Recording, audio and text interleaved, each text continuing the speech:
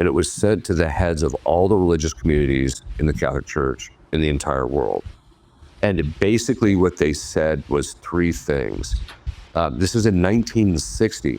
Stop ordaining the homosexuals, stop ordaining the pedophiles, and stop ordaining the priests that are not chaste.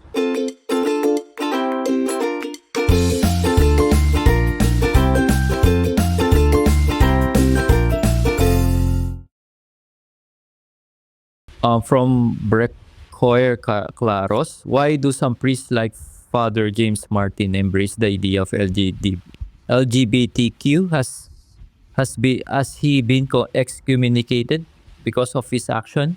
Well, he has not been officially excommunicated, if that's what the question is or asking. So technically speaking, he's still a priest in good standing, which, and I realize that a lot of people are a bit baffled by that because it makes a lot of sense by what this guy actually teaches. But the reason I think that a lot of priests sign off on it is because the priests have moral issues. You know, there was a document put out in 1960 called Institutio Religiosorum by the Congregation of Religious, and it was sent to the heads of all the religious communities in the Catholic Church in the entire world. And basically what they said was three things. This is in 1960. Stop ordaining the homosexuals, stop ordaining the pedophiles, and stop ordaining the priests that are not chaste.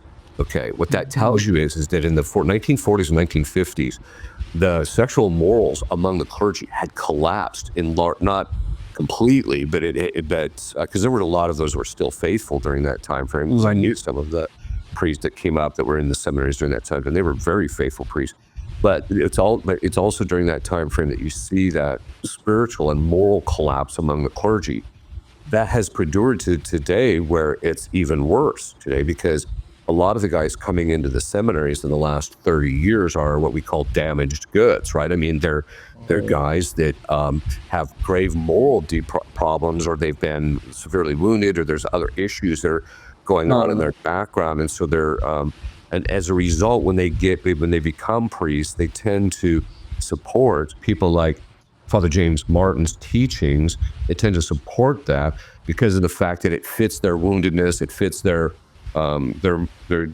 bad morals, etc. And so I think that's why you tend to see that kind of a thing. What's your take on Bishop Marian Edgar Budd's woke sermon and her promotion of LGBTQ ideologies? Oh, is this the one that did that the thing with Trump? Yeah, right. Yeah. Because as soon as you say bishop, I'm presuming it's Catholic, but it was obviously. So Alfred They were here call themselves bishop. Anglican Church.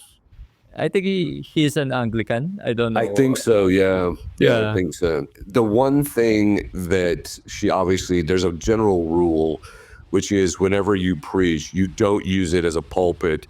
You don't use the pulpit as a platform to promote an agenda. You should only really be using it for the preaching of the gospel and to teach that, what Christ had taught us. So there's that. I also think it was in bad form, but on the other hand, this is the way liberals behave. They tend to not have a sense of what we call circumspection. Look, this is not the time or the place to do that. What she should have done is just done something, and then afterwards, because she would have met with him privately, she should have said something then to him privately. This wasn't the time or the place for it. So, but that's the way... Liberals don't have any kind of a sense of propriety either, I find, as a general rule. And so some do, but most of them do not. They just, they think that they can say whatever they want to say at any place at any time. And so I think that was actually just my kind of take on it.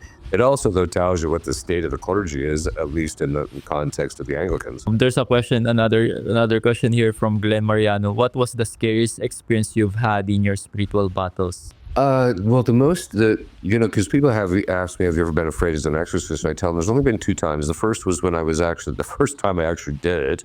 I thought I was worried about, okay, don't do something stupid, right? That was my primary thing. Even though I had some training, you just never feel like it's enough, right?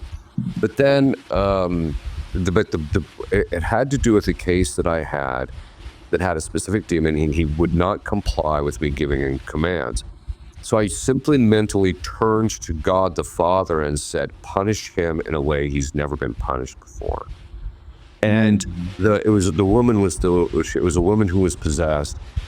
She goes down on her knees, she transforms into the figure of a man and screams, but not loudly. It was an odd kind of a thing. It literally physically shook the church, even though it wasn't that loud.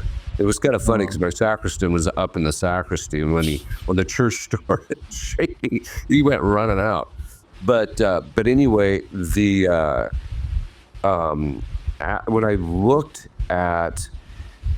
I was looking at this demon, as I'm saying the ritual, looking at him manifest in this manner, I realized, looking at that's what hell looks like.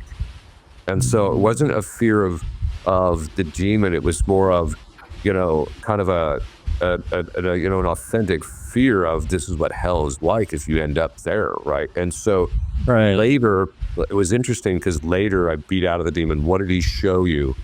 And the demon said, he showed me myself.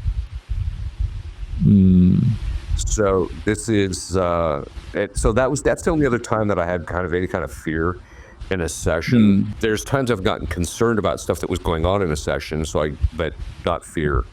But anyway, though, so because as a general rule, God has them on a short leash, and if you stay, if you stay within your lane, that is, if you only do what the church has always said that you should do, you're relatively safe as an exorcist. What is a good short prayer to say when we sense something evil nearby?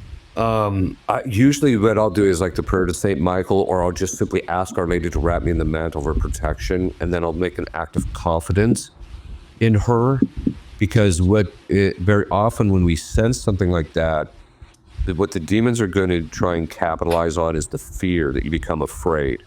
And so what you want to do is just make an act of confidence in Our Lady and our Lord, and then just try and relax. And then usually what will happen is that experience will stop.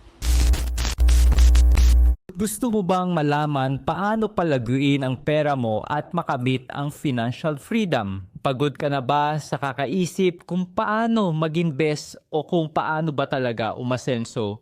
Good news, this could be the opportunity you've been praying for, mga ka-faith. Today, I'm inviting you to one of the best-selling and most in-demand financial seminars ni Brother Bo Sanchez through the Truly Rich Club, How to Make Millions in the Stock Market. Alam niyo dito, mga ka-faith, kahit wala kang background sa investing, matututo ka dito kung paano mag-invest ng wise at may gabay ng ating pananampalataya. Kasi nga si Brother Bo Sanchez ay kilalang isang Catholic preacher at very man of faith and man of God. So dito sa seminar na ito, matututunan nyo yung simple at effective strategies para sa stock market. Paano palaguin ang pera mo kahit maliit ang iyong i-invest. At higit sa lahat, paano ka maging truly rich. Hindi lang sa pera, kundi sa buhay na may pananampalataya sa Diyos. At ito ang best part, mga ka-faith. Kapag nag-register ka ngayon at gamitin mo